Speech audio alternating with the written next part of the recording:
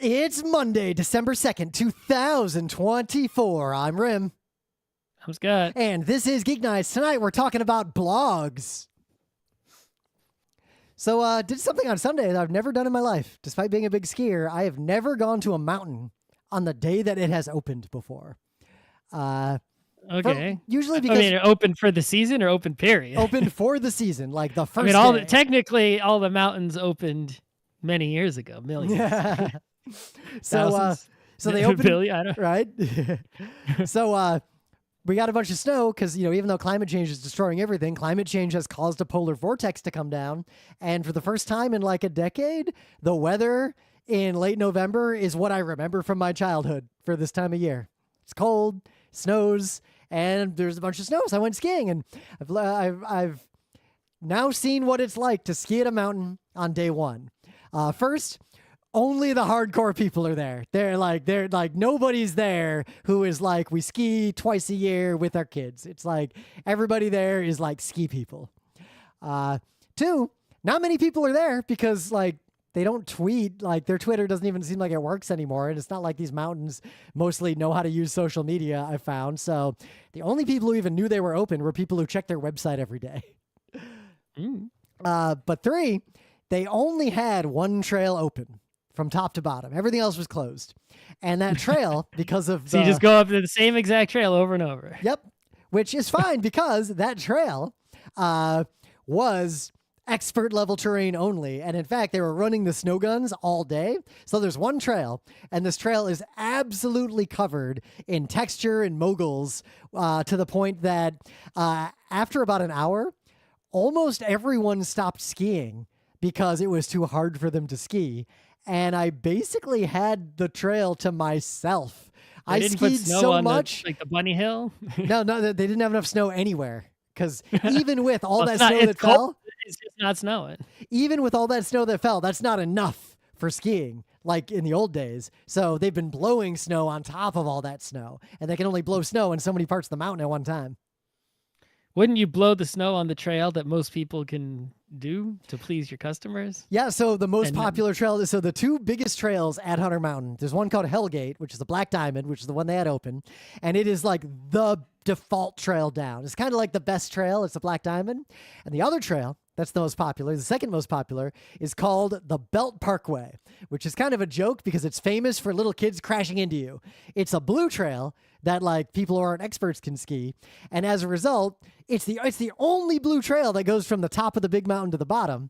So pretty much every dipshit who doesn't know how to ski in the world is on that trail, and you will get run into by a shitty snowboarder. Guaranteed.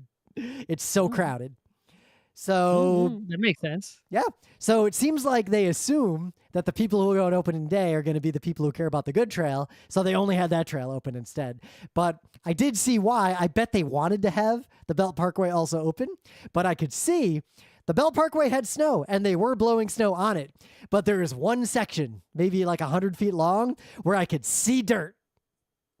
So they clearly did not have enough coverage to open it, even if they wanted to.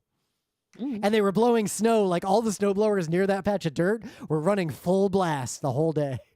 What was happening to the snow? That was like a snow monster eating all the snow in that one spot where the dirt was? I feel like it just might be a spot where for whatever reason, like the other guns don't reach. Like, I don't know. I don't know the current state of the art on how Hunter Mountain blows snow. I feel like you should have some snow guns that have like a hose so somebody can manually like go around and blast the snow in the spots. Oh, they could do that too. So I'm not going to get into it, but the way snowblowing works at modern mountains, Hunter Mountain was actually the first mountain in North America to have like full snowblowing coverage. Like that was kind of their deal. And this is their 65th anniversary. So the mountain, they actually, like if you go there, they talk a lot about their snowmaking. Basically, you'll have big permanent guns that can be aimed that cover huge areas that are like operated remotely usually on schedules. Then you have other guns that are operated manually, like they can turn them on and turn them off, but they're not fancy. Like if the weather changes, you got to go and turn it off or it's going to just like throw water everywhere. And then they have portable guns on little tripods that they can set up to spot cover a specific area, like a sprinkler almost. I kind of want to have like a concert and then just spray snow on people. That would actually be pretty cool. And you could do it like they were running the guns while we were skiing. You never see anyone use a snow anywhere like that it doesn't belong. Right. But it's like, what's stopping you? other than just need electricity, the machine, and water, right? Yeah. You don't need anything else. And time. So it has to be a certain humidity and below a certain temperature, but above a certain temperature for these things to operate. Yeah, but I mean, if you're just out on the street and it's cold outside. Yeah, it would totally work. You could have one in New York City, just like blowing snow into the parkway if you wanted. That's what I'm saying. It's like a Care I've never Bears seen villain. one. I've never seen one used anywhere it doesn't belong. But there's no reason you couldn't. You could have like, if it's just really cold, there's no reason you couldn't have like football game with intentional snow for fun. That would be amazing. Right. Instead of having it be like, oh no, it snowed during the football game, we get an exciting time. It's like, let's do it on purpose. That would be absolutely amazing. It's like in Smash Brothers. And like then it's even better because the spectators don't need to get snowed on. Only the football. You can see everything great. It's just that they're falling down in the. But the second thing, and it made me realize something. There's a kind of review I like. Like there's only one kind of review I actually use in my real life. And that review is when an expert on the thing reviews how an expert will use the thing from their own subjective personal experience. Like not the stats, because I bought new skis and I haven't used them until yesterday. And I did a lot of research, and all these reviewers have like these rankings of like, this ski has an 88 out of 100 in playfulness versus stiffness and all these like nonsense. People like a lot of reviewers are just bullshit, like all reviewers. But I did find 2 ski patrol guys, different unrelated guys who did reviews of skis, and their reviews were like, here's my deal. Here's how I ski. Here is my professional opinion on these skis. And that is actually, those 2 guys both recommended the same specific ski for specific reasons they could articulate. And I have now tried that ski. And it's a ski that is designed for what I would characterize as the shitty conditions typical of Northeastern ski resorts. Like, are you skiing on shit? These skis are designed for shit. And you know what? Goddamn, they can ski on some shit really well. Like, I am actually really impressed with these skis. They're kind of amazing. You'll notice I didn't say what kind of ski because go buy your own skis. And also, nobody listening to this probably wants the ski I bought. Also, I'm not an ad. Anyway, got any news? There's a bunch of news going on. It's actually news I forgot to send you because it's incredibly recent.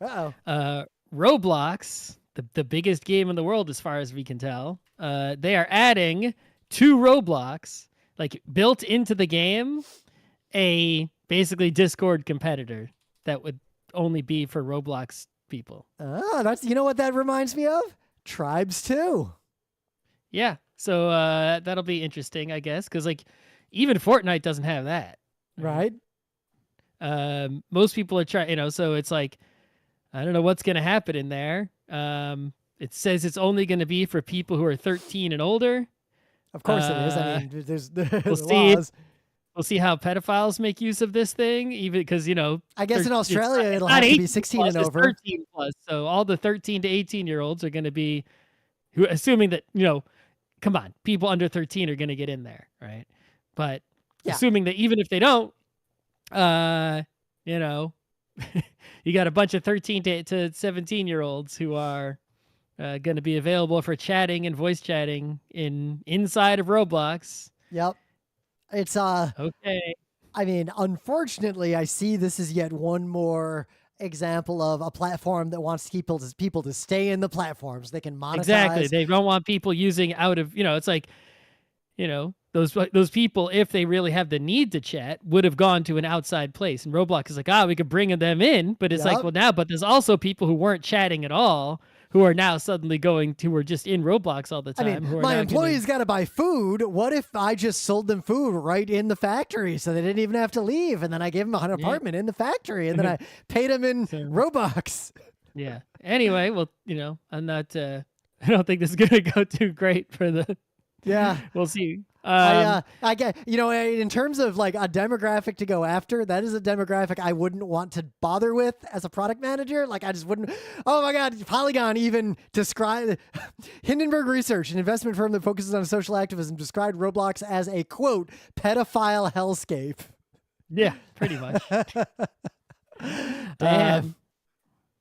So in other news, right, Intel has been meh lately, right? They had, they resolved it, but they had an issue with their CPUs. The AMD is beating them on the price performance ratios yet again. And they've had a lot of, organizational failures as well, right? They don't seem to be moving forwards rapidly in terms of their product and such. But there's two newses about Intel. One, the U.S. government gave them like $8 billion almost. They were going to give them 8.5. I think it went down to like 7.8, but it's basically $8 billion. Plus, I don't think that includes a Pentagon contract. So the $8 billion was like a gift, basically, just like a subsidy, like a corn subsidy. They just gave money to Intel. It's like, bro, how many houses for homeless people could you have built with just $8 billion? Yeah. Just giving it out. The government printed the money and just gave it to Intel. And also, the Pentagon gave them a $3 billion contract, basically, to purchase chips. And a big part of this is broadly the United States as an institution, and let's ignore the fact that with the fascists coming into power, a lot of this might change, has seen for a long time the danger of the fact that basically all our chips are made overseas in places that are easily invaded by Taiwan, or by China, as in Taiwan. Yes.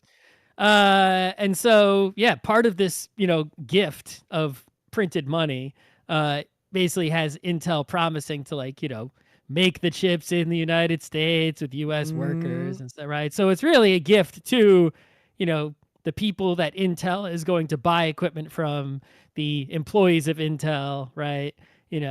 But also to the executives of Intel, right? Basically, Intel will choose how to distribute that $8 billion, but they have to use it in certain ways, right? They can't use it to build a factory in another country. That would... they would be in trouble if they did that, right?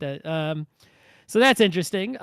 What's also interesting is that just a week or so after that news, the CEO of Intel, Pat Gelsinger, retired. Like, all right, peace. I got the $8 billion, guys. We're good. Job mission accomplished. Let me get off the sinking ship. Good luck. Yep. Now, will he take another stupid job, or will he just go to the beach? Because I'm always fascinated by people who don't just go to the beach when they have money. I don't know how old that Pat Gelsinger is. I mean, if I had money when I was 17, I would have gone to the beach. Yeah, but So Pat Gelsinger is 63, so he can retire. Normal-ish retirement age. It's actually that's actually sort of normal person retirement age, 65, 63, 65. So it's getting He's pushed got money, up. so it's going to get pushed up a lot. Mark my words. We'll see. But yeah, it's, it's weird. Even me, someone who has always been like, if you're going to make a PC, you got to get the Intel one. You can't trust those AMDs, especially since, 20 years ago and AMDs were just setting on fire. Yeah. I could never trust them. And even today, especially the GPUs, I think today more than the CPUs, I see people basically anyone I know with an AMD GPU. Yeah. They have all kinds of restarting. Low-level problems with their video games. Yeah. But also, honestly, of all my friends who I've helped with computers, the ones who have had the most hardware problems are running all AMD, and the people who have had zero problems are all running Intel. Yep. But I would like to point out, if you go to the Steam hardware survey, which is, I was reminded of it again because it popped up and said, hey, do you want to submit to the Steam hardware survey? But I was like, oh yeah, that's a useful place to look at what kind of PC computers people have, at least gamers have. And right now, in terms of people who have Steam, 0.06% of people have Microsoft XTA CPUs, which I believe are those ARM ones. I think that's what that is. Or it could be something else I don't even know. That's why I can't get any of these new Microsoft laptops, because they all got Snapdragon chips, and the Adobe stuff doesn't run on those. Yeah, I don't know what that means if you have a Microsoft XTA CPU. Maybe it's like a virtual machine or something. I don't even know. That 35.71% have AMD and 64.23% have Intel. Right? But That's it. That's in November. Now that sounds like, oh, it's like 65-35. Intel is favored, right? But if you look at the change, right, since I think July, oh no, maybe not even since July, since October, right? Just over the 1 month, there was a -2% for Intel, plus 2% for AMD. Since July, it's more like 3 to 4% swing, like twice as much, and that's just a few months. It's like a few percent swing. It's like at that rate, it will take 1, 2, 5, take like less than a year for actually AMD to come out over 50%. So, of course, we'll see, because historically what has happened in my subjective experience is AMD has, since the K7 era onward, busted ahead because they'd be cheap, even if they may or may not have reliability problems. And Intel would then basically, like the R&D they were doing, suddenly leapfrog them. And then AMD would like catch up again, be cheaper, exceed, and then Intel just suddenly leapfrogs them. But if you look, Intel is having all sorts of, organizational problems. They've had them for years. Intel might not leapfrog immediately. They've had so many delays, and it's like they've been nothing but problems there for like years. Meanwhile, you look at AMD and it's like, whatever experience you've had with the processors, at least in the news, it's like they're actually moving right along. Like they're putting out new chips. The ones they put out are, better than the previous ones. So, this could be, there's no sign that Intel is like riding the ship, right? They just got a bunch of money and the CEO left. So you might say, oh, well, they got a bunch of money. It's like, bro, that money isn't for making, gamer CPUs. Yep. Now, it's not what that's for. If I were going to build a computer right now on December 2nd, 2024, I would still go with an Intel. But yeah, that may change. The tides often turn. We'll see. Yeah. But I don't see a future where I would ever consider an AMD GPU. There would have to be a big change, just considering how many problems everyone I know who has AMD GPUs has. Yeah. But this actually, all these shenanigans just make me feel better about going with the absolute best CPU, the Apple CPU. Yep. So last little thing, Blue Sky, the Twitter replacement, is suddenly getting a lot of traction. Like tons of people are migrating there. So I have fully set up all my biz, and this is partly related to the main bit, but I can walk you through what I've set up because I, like Scott, am done investing in other people's platforms. Yep. Blue Sky, for however good it may be at the moment, and it does seem good if that's a thing you want. It's basically all the things we liked about Twitter without all the things we didn't like. Yeah, so kinda. Far. But it's missing a lot of significant features. I mean, it doesn't even have decent two-factor authentication. Yeah. Right? It's just a like really bare soon. bones. It's a really bare bones Twitter that's trying to do an honest job of moderation. And I think the thing that benefits it the most really is nothing to do with the software or the organization running it. It's that the only people who have gone to Blue Sky are like the hardcore, heavy social media user type people. Because it's not like Blue Sky is out there like Twitter was or like Facebook was trying to attract everyday people. Like, hey, just follow a bunch of celebrities, guys, right? They're only, and so that's why you keep seeing reports of like high engagement numbers. Like, hey, I posted on Blue Sky and I got way more likes. And I did a little reply to like, it's like deep in a thread where like AOC posted something about like drugstores being shitty in New York. And like, I got more engagement on that like random short reply than like anything I ever got on Twitter. Right. That has not, in my opinion, that has nothing to do with Blue Sky itself. It has to do with Blue Sky has taken the very active, people always say that like, oh yeah, amongst internet users, there's like, the 10% that are doing like all the posting and there's just tons and tons of lurkers. Right. And so Blue Sky is basically just heavily concentrated on like people who are really heavy users, right? Who are very engaged and reading lots of news and all that sort of thing. And talking a lot. Yeah, and talking at each other a lot. Like people who spawn, like any of you who followed me on Twitter, I was one of those people. I would like have 20 post long conversations with someone just in a Twitter thread. Right. That's the kind of person that they've, attracted because those are the people who are most, put off by the changes that have happened in other places. Yep. Right? And so that's the reason that that's happening there. So anyway, I set up the Geek Nights website to automatically post our new episodes there. I made an account for myself, but I don't plan to use my account or the Geek Nights account for anything other than automatically posting links to things I post elsewhere, because however happy you are with Blue Sky or whatever, it'll die. It's a public benefit corporation, but so is Kickstarter, right? They're funded by VC investors. As much as they promise or in good faith truly believe that they're not going to inshitify, everyone's favorite word these days. It's a really useful and important word. Right? Eventually, right? This is also what Cory Doctorow says, right? Is that push will come to shove, right? And as much as they don't want to inshitify, they'll have investors to please who are in charge. They'll have employees to pay. They'll have to get money to pay those employees. And they'll be like, okay, we'll do a little bit of tracking. We'll put a tasteful ad, right? Yeah. And then that's it. It's going to happen. I guarantee you it's going to happen. And so I'm not going to invest in any more platform that is not hosted by me and fully controlled by me.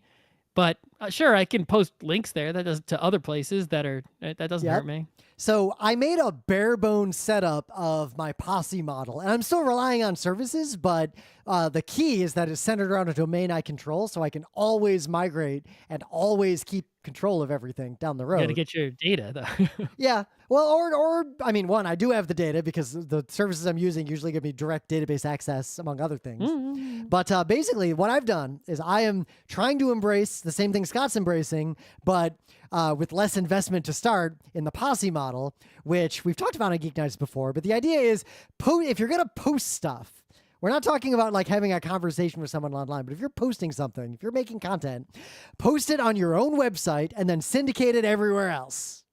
Yep. That's what we're doing. So what I got a domain on .social, just rim.social, and I made that the center of all my crap. And I put a static page there, and it links to whatever account I have that's public and every other thing I actually use for now. Those things may come or go. So that way I can always tell people to find me at rim.social and nothing else matters. Like there's always a way to find me.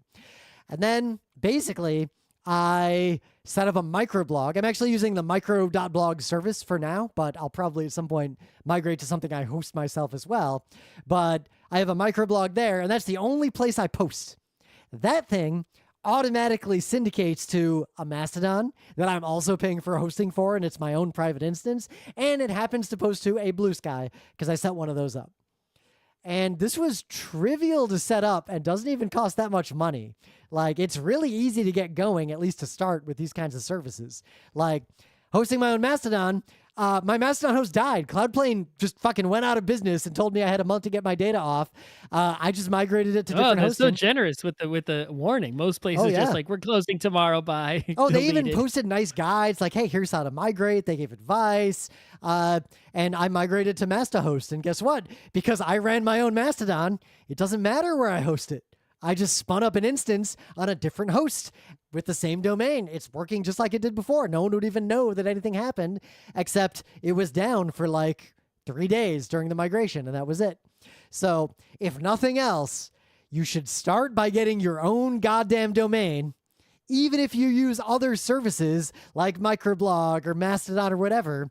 Run it on your own domain. That way, if anything dies in the future, you could point whatever died at something else in the future. So if micro.blog dies... There is another discussion to be had, though, is that, all of these decentralized things are dependent on DNS, and if something happens to you, eventually no one's there to renew your DNS. So Yep.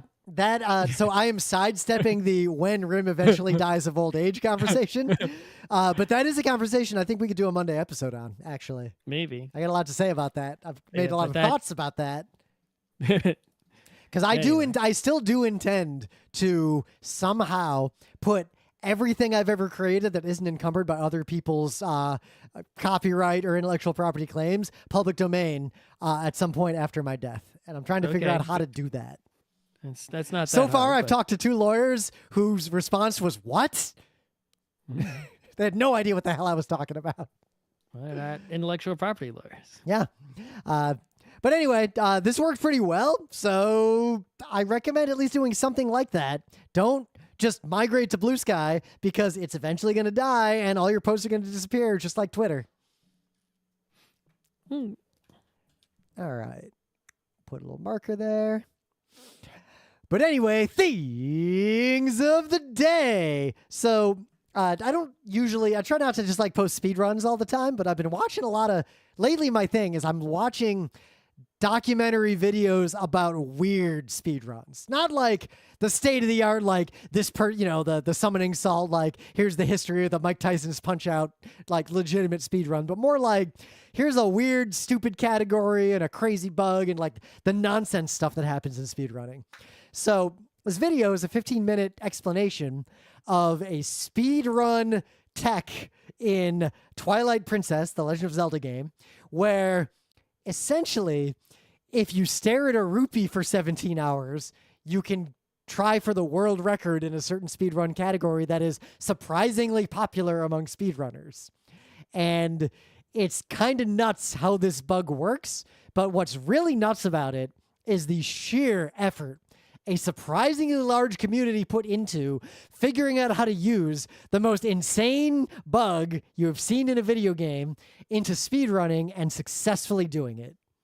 I mean, I respect what's going on there, but at the same time, it's like, people, you should all just agree that one person can wait the 17 hours or fast forward 17 hours and make a save state at that moment. Yep. And so now nobody has to wait the 17 hours, right? It's like, you can agree that that's fair. Why should you force someone to wait 17 hours absolutely each agreed. time? I am done with Come on, people. The category of speedrun where the world record depends on RNG or like some nonsense.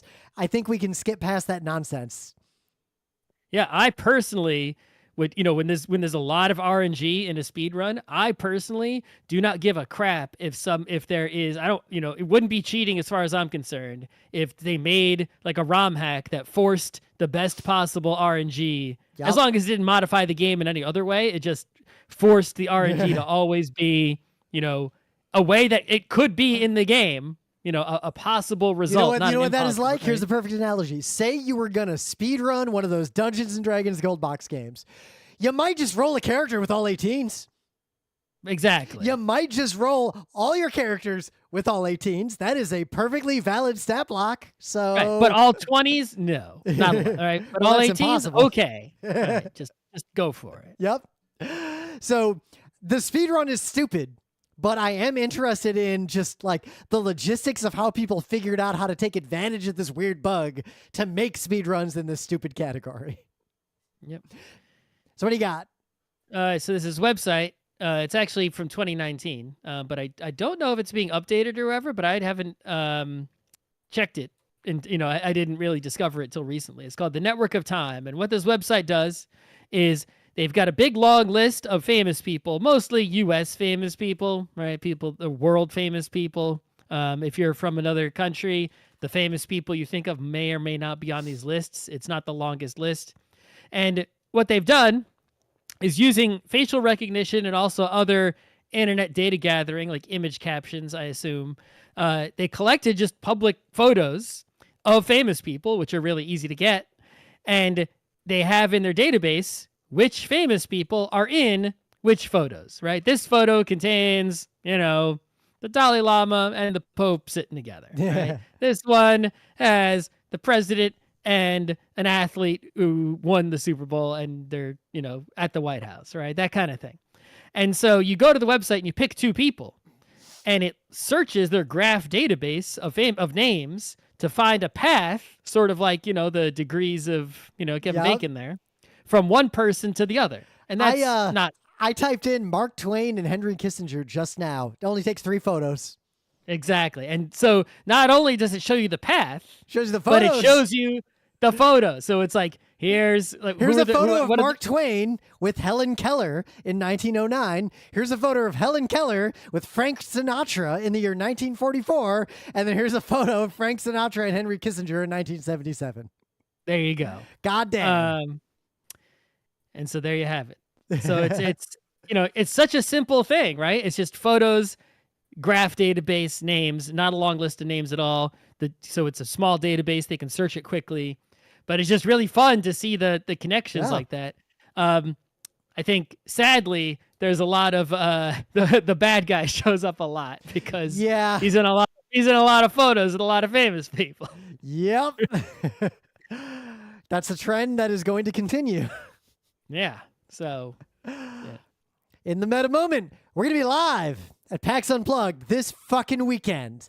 And one warning to all of you, our panels will likely be recorded, but I actually got a warning because every year at PAX Unplugged, we have a little bit of trouble because the union in the Philadelphia Convention Center is extra weird about video and tripods and recording. They have a union contract that says if you have a camera, you need to pay a union camera operator. They're trying to protect their labor, so they don't want you coming in operating a camera without paying their union camera operator what you're supposed to pay them, or using their power outlet without paying for it. And so if you do, they want to come after you. Yep. And there's a wide discussion to be had around the pros and cons of that and the specific nuances of it. But suffice it to say, there's always a chance that the panels we do at Unplugged will not appear on the internet because we will be shut down. We almost got shut down once. We've avoided it every year so far, but you never know. So if you want to see our stuff and you're at PAX Unplugged, you probably got to go to the room just in case, because I can't guarantee we'll have video. But we'll be doing an updated and honestly much better version of Take Your Fucking Turn on Friday at noon in the Kelpie Theater. I actually spent a lot of time cleaning up, reordering, and changing that panel to make it a much more clear narrative and to have a much more specific focus, and I'm very happy with it. And also, right after that, at 1:30 p.m. on the same day, Friday, in the Mox Game Lounge, room 201A, we're going to be teaching all of you how to play Deep Sea Adventure Boost. I just finished the slides. Scott added the strategy slides. It's a new fun thing. One strategy slide. Yeah, strategy slide. It's not a deep game. You don't need more than one slide. It is a very deep game. The word's even in the title. Deep is in the name and in the theme, but not in the play. Though I will say one thing. The Deep Sea Adventure Boost is premiering in the United States. Like, it's technically launching on Friday at PAX Unplugged. Like, they announced that on their website. So we are technically the first people in the US running an event around this game, which is fun. But having read the rules for Boost, it only adds 2 rules. But those 2 rules actually make the game, again, they're not turning this game into Advanced Squad Leader. Like, don't misinterpret me. But the players have substantially more agency than they did before due to these 2 very small rules changes. It actually makes the game, I think, materially and objectively better. Yeah, there's no reason to play regular Deep Sea Adventure when Deep Sea Adventure Boost is available. But I will also say there's a chance we will be playing the game with everybody using a giant set of Deep Sea Adventure. Stay tuned. I thought that one was not boosted, though. It'll be fine because the only things you need to play Boost are, instead of rolling the dice, you roll different dice. It's roll 3 dice, pick 2. So I feel like we could just use tiny dice. We need more giant dice, though. I feel like we could just use the tiny dice for the big one. Okay. But, and the second rule that's different doesn't involve the board at all. On your turn, when you are about to roll the dice, the new rules are roll 3 dice and pick 2. You have the option before you roll of saying, I'm going to boost. You steal an oxygen and you count all 3 dice. And the website for Deep Sea Adventure even says this will probably cause other people to yell at you. They know what's up.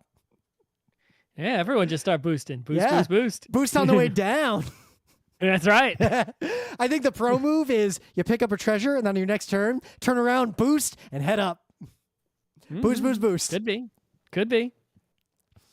All right, so let's get into the main bit. So blogging, because we don't want to talk about like Blue Sky specifically, but never really talked about blogging. I guess they call it microblogging, but it's not even. Microblogging is like microblog where I can post small, tiny articles that get syndicated.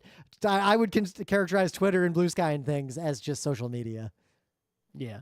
But basically, back in the day, people had websites, and you would structure your website. Usually, if you're a normal, just an individual with a personal site or a fan site, you would just have like pages, right? Yep. And you just have some sort of navigation and organization. Like on my website, I was like, here's page, video game section. I had a page per video game. And then it was like alphabetical order, I guess.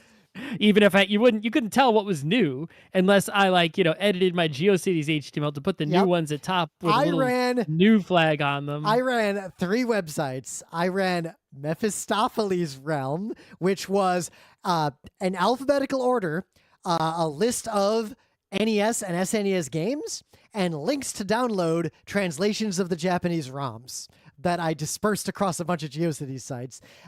One of them was the site for a clan in an MMO called The Realm, but the third one was a blog I ran, but by blog, what I did is whenever I typed something, I would edit HTML raw, and I would just put my new post at the top of a giant table.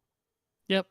And so blogging wasn't really like a thing. The idea of blogging was, it's just the things, when I say something, I post it on a website. That's, and that is much older than the idea of blogging, right? Mm-hmm. So it's like, when did blogging itself start? It's like, or versus when did the word blog and people blogging intentionally with that structure and mindset come in, right? Because like people were doing it without kind of labeling it or thinking about it as such. It's like they were just writing thoughts and putting them on websites. Well, an example, Scott recorded audio of him saying words about things, put it on the internet. Was that a podcast? No.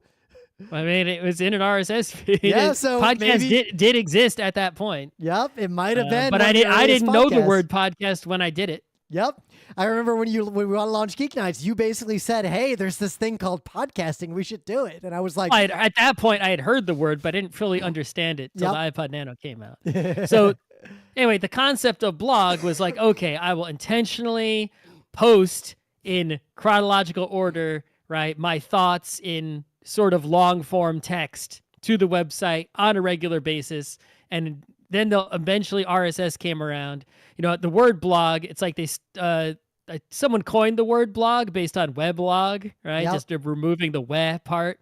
But then there was, software blogger, right? Yep. Really caused that word to be the word you used for I am posting to this website. Because before that point, even if what I ran on GeoCities in the 90s was technically by modern standards a blog, I was doing it manually and I had to know HTML, and I literally just wrote HTML. Yeah. Once the technology was sort of separated from the content creation, I think that was the genesis of blogging, because then someone could have a blog who is not an expert in making a website work in the 90s. Yeah.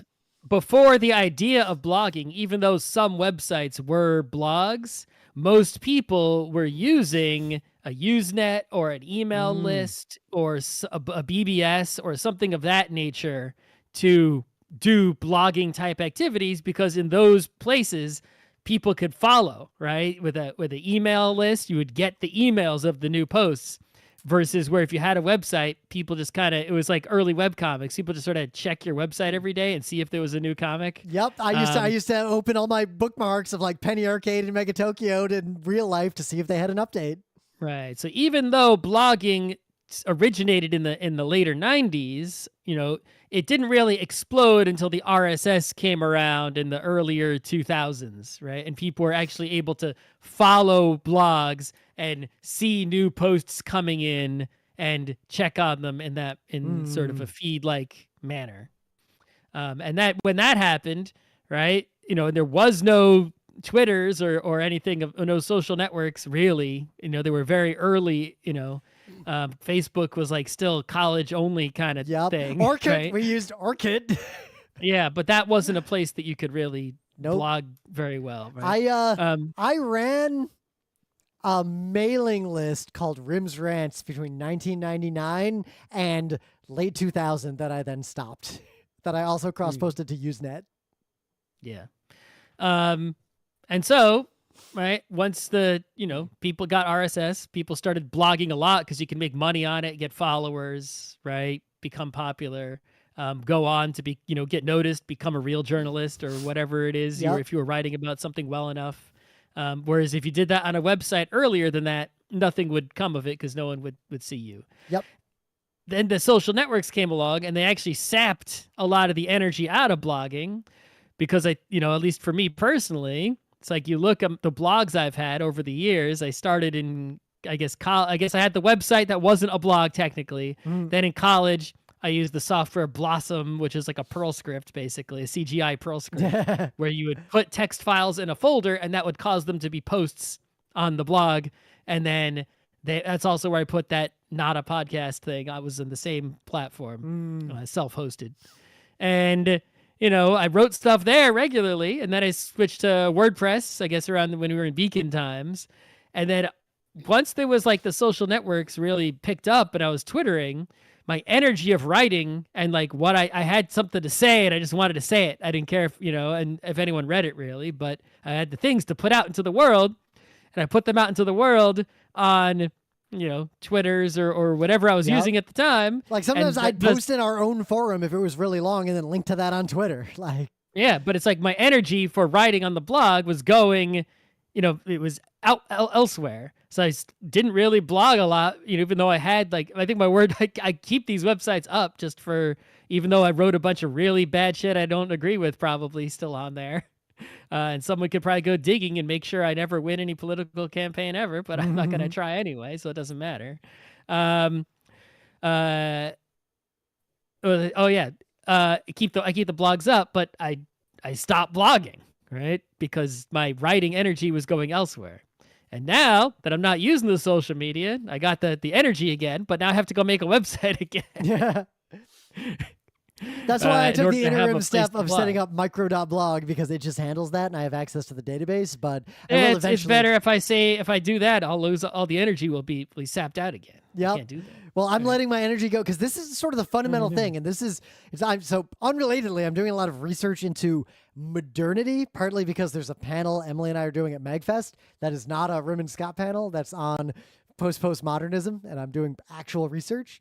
But disentangling how you create something from creating something is a big fucking deal because that allows people who have, like, for example, Scott and I, we get our ideas out about a lot of things, not just computers, but like video games and board games and politics and stuff. But we have more voice than a lot of humans because one, we have money. That's a separate problem. But two, we know technology. Like we're running this infrastructure. Like you're watching our live stream because I got a bunch of shit set up everywhere. Scott made a website to like syndicate it. If there are a lot of people who are very smart, way smarter than us, who know a lot about things that are not technology related. But if they need to know as much as we know about technology to get those ideas out there, unless they're really lucky, those ideas will go nowhere. As soon as you can let the people who are experts in things get their ideas out there without them needing to become experts in additional things, that transforms the world. That's a big deal. And so that's what happened with blogging is that once we had that sort of structure in mind, people built platforms like Blogger, but also WordPress and Tumblr, nowadays, arguably. Yeah. Nowadays you have your sort of Substacks and your Medium and things like that. Total aside, don't use Substack. Nazis use it. Like seriously, don't use Substack. Yeah, but I mean, the thing is, as much as Substack is used by Nazis and is bad, and I won't use it. There are some people who write for a living as like journalists, and it's like that's like what basically one of the only ones where like they can actually get actual revenues from subscribers and like live. So I can't really blame them for using it when there isn't like another one that does that. And also but that shows the expansion of it's not just access, because like the idea of the CMS, the content management system, to where one person can set up the technology and a different person can write the blog and make the content. Now there's other orders of access. Monetization, we live in a capitalist world, is one of those things you need to be able to provide to democratize access, to democratize getting ideas out there.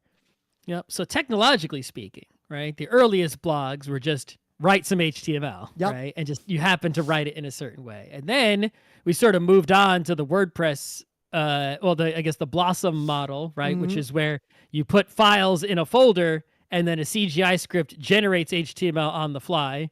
And then the WordPress model, which is basically still used a lot these days, is basically the same thing, only instead of putting text files in a folder on a web server, you go to a web form, you write your post, it's in a database, and then people visit the website, the web app queries the database, and then server side renders HTML and then sends the HTML to the visitor or RSS to the visitor to the web page.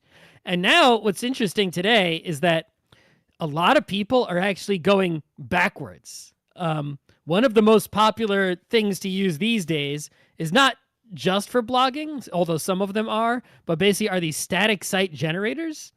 Hugo is an extremely popular one, maybe the most popular one, but there's many of them.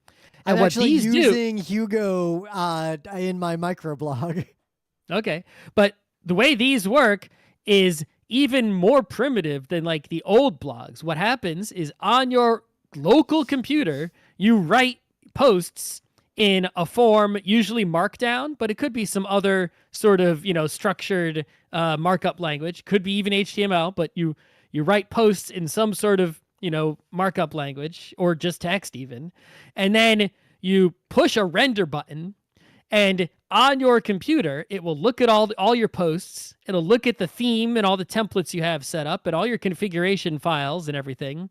And it will render the entire website. Every page on the website, it will generate the HTML and all the other CSS, everything. It will render every file for the whole website all at once instead of on demand. And so then you upload that entire folder, right, to someplace on the internet where it can be delivered. And now it's just a static website, right? It doesn't change in real time. The server doesn't need any CPU to do any rendering. You just need a user comes to the URL. There's a file at the URL. The server delivers the file. If you want to edit your website, you edit it locally on your computer. You push render, and you upload the new version, and now your website's updated. And a lot of people are using this method these days because A, it's extremely flexible, right? You can customize everything entirely, right? At any part of the pipeline locally. It's free. That's always a bonus. Yeah. But the hosting becomes way, way cheaper, easier, and faster, right? You don't have to pay for a server. You can just put your files on like GitHub Pages or an S3 bucket or something that the hosting is so much cheaper and your website loads so much faster. You don't have to worry about it. It's like, oh no, my server went down. That doesn't happen. It's just files being delivered at the end. And so doing things this old way is like the new popular way of blogging. I mean, it even generates the RSS feeds, right? Those are just static files also. Yeah. And so if someone was going to want to blog today, that's actually what I would recommend is, Hugo is the most popular one by far, but there's tons and you can even make your own. Because it's not a complicated piece of software to write. It's a static site generator. And then the syndication, right, you have to handle sort of on your own because there's no computation resources, right, going on now there. That is why, and again, this is not like an endorsement or an ad, but that's why I'm using micro.blog for now, is that they will handle some of those pieces. So they have like a little thing set up that'll automatically, all I have to do is do a credential login or an app password, and they'll cross post to a bunch of different things and handle that for me. And I'm paying them a few dollars a month to make that happen. But eventually I'll just host that myself, which again ties back to why you got to use your own domain so that you have control over that in case, microblog might go down. Cloudplane literally died on me. Yep. I mean, that's the thing. It's like, if you have a static website and you put it on, an S3 bucket, it's like you're going to have to use your own domain. Yep. Right? But if let's say you use Tumblr or Medium or something, it's like, well, you're not, you guess you could pay. I don't know if some of those, like even WordPress.com supports paying and using your own domain. But if you don't use your own domain and people start subscribing to you and you want to change where you're hosted or move at all, it's like you lose all that, right? Because all your old URLs are just going to die. So it's like no matter what you use, you got to have a custom domain of some kind if you expect to be doing this a long time, to keep it there, to have followers, be able to follow I mean, you. and not for nothing, this is something where we have some expertise. Geek Nights has been going since 2005, and every fucking thing we've ever made is still on the internet, and all our old links still work. Do you know how much of a pain in the ass it was to make all of our old links work forever? It's really, it's a pain. Yeah. Yeah, so micro.blog, they right now, just out of the box, just click. They'll cross post to Medium, Mastodon, LinkedIn, if you really want to do that, Tumblr, Flickr, Blue Sky, Noster, PixelFed, and Threads. Like, it'll just work. Yeah. So yeah, I think blogging, it's like, it's weird that it sort of went out of style. I don't know if it's like that much back in style. I don't get the feeling that like normal I actually, that's something I've been feeling too. I feel like, just like you mentioned how Blue Sky is getting like the top 10%, like the invested aggressive users, I feel like blogging and forums are starting to make a comeback, but only among a very certain small group of people globally. Yeah, or at least, in the English speaking world. I don't see the rest of the internet because I can't read it very well. But yeah, it feels like people who are, deeply involved in something, right, are the very engaged people, are the kind that will find a blog, right, which is also a deeply engaged person who's writing deeply on, usually on just a single topic or a handful of topics. Well, here, what's better? Going to a Reddit thread or following a user on Reddit who gives ski reviews, or finding some guy out there who is an expert on skis and subscribing to his crap wherever it is? Mm-hmm. But yeah, it's like, so I don't know. Yeah. Well, I guess it'll be interesting to see what happens going forward, right? As different social medias or, build up. Will they sap the energy again? Will they help to amplify what I think blogging? And Blue Sky made me think about this a lot, because I'm not like, Blue Sky is going to die. They all die. But the fact that so many people migrated so quickly to it, when all it was is what Twitter used to be a long time ago, I think there is this deep hunger in society for the content and easy ways to interact with it, free from the baleful gaze of advertising, capitalism, brands, and bullshit. And there is always a subset of people who will use the technology to make that exist in the world. And that's what's happening again. Now that the internet exists, people like us keep fleeing to the places where capitalism isn't ruining everything as best we can, because the content is what people want. But I think the other thing that's happening is that the technology behind it barely matters, because it's kind of a hockey stick. I mean, the internet was invented not that long ago. Blogging appeared not that long ago. Social media is brand new in the world. I feel like everything that's happened in the last 20 years of the internet is going to be in the history books of like how humans communicate with each other. It's like one sentence compared to what's coming. So the content itself, the actual creative or intellectual or however it is, the pornography, everything, the content itself, that is all that matters. And the way we get it to each other is going to evolve so rapidly that you can't invest in any particular technology or platform. You've just got to focus on making sure the content's available and adapting to how the technology makes that possible.